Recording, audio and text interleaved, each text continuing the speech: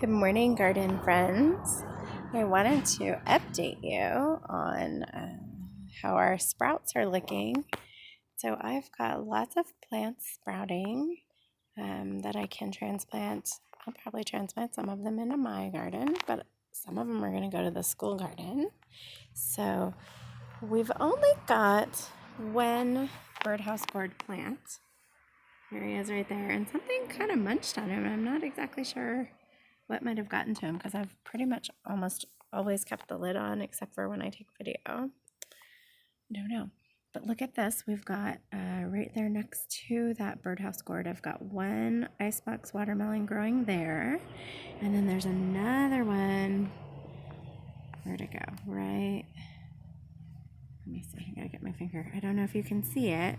See it starting to come up right there? There's a little bit of green. You can see it just starting. Oh, I think there might be a little bit. Let me see if I can get a pointer to help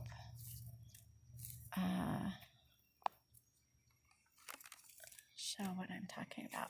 Sorry. This one, it looks like right in here. Do you see? Right where I'm pointing, there's a tiny bit of green. Right there. So maybe we'll have 3 watermelon plants come up. My dragon carrots don't seem to be sprouting. I'm not sure what that means because that was a new seed packet. The Detroit beet, I have one little beet. Where'd he go? Let's see. Let me get my pointer back because I seem to have a hard time centering the camera. There we go. There's a little beet plant. And then I've got a few of this NutraBud broccoli. Look here. That's another one. And then we have a couple of lettuce. Lettuce is a fast grower, so we'll be able to plant those probably when school comes back, and then eat them a month later. Some lettuce anyway is pretty fast growing. And then this next one, these are zinnias. We've got those, a lot of those at school, so I wanted to do some more. This is a variety called cactus flowered zinnia. So it's going to be a little different than what we had, so it's always nice to have a little variety. Now these big tall ones here, these are giant sunflowers. Those are those great big ones that are usually taller than even the adults, right? Okay, so here in this row, I've got some more beets. This is called a touchstone beet. And then look right here.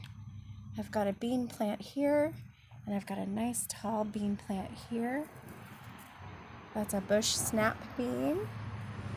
And then right here, we have another lettuce. I've got about 3 lettuces sprouting in this row. Maybe 4 actually, because that one has 2. And then here's another broccoli.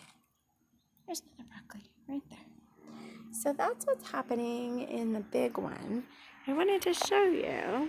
I had this apple container and I was like, I bet I could use that one kind of as a mini greenhouse too. So I just planted a few things in that container that I want to grow in my home garden. And if lots of things sprout, hopefully I'll be able to take some of them over to the school garden. And then here's another funny little, it's a chicken container. It's a roasted chicken container, but it makes such a perfect little greenhouse. And look what's growing in there. I've got 4 pumpkin plants that have sprouted. So on that, there was a little vote. What should we plant in the broken wheelbarrow? And pumpkins won. So I am working on getting some pumpkins sprouted to transfer over there.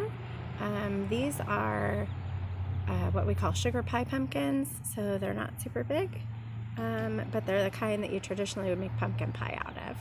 And I also have started over here in my apple container.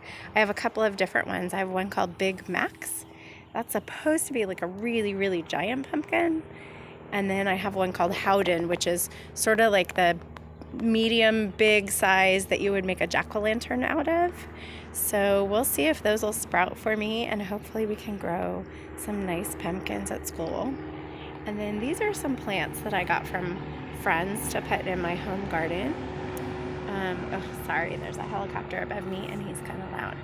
So I've got some tomatoes there and some borage and some cucumbers.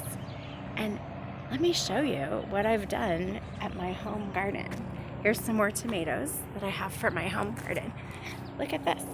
So we're building a raised bed. It is 2 feet on the short side and 8 feet long on the long side. And it's going to be a little bit taller. You can see we have some extra wood right there. We're going to make it taller.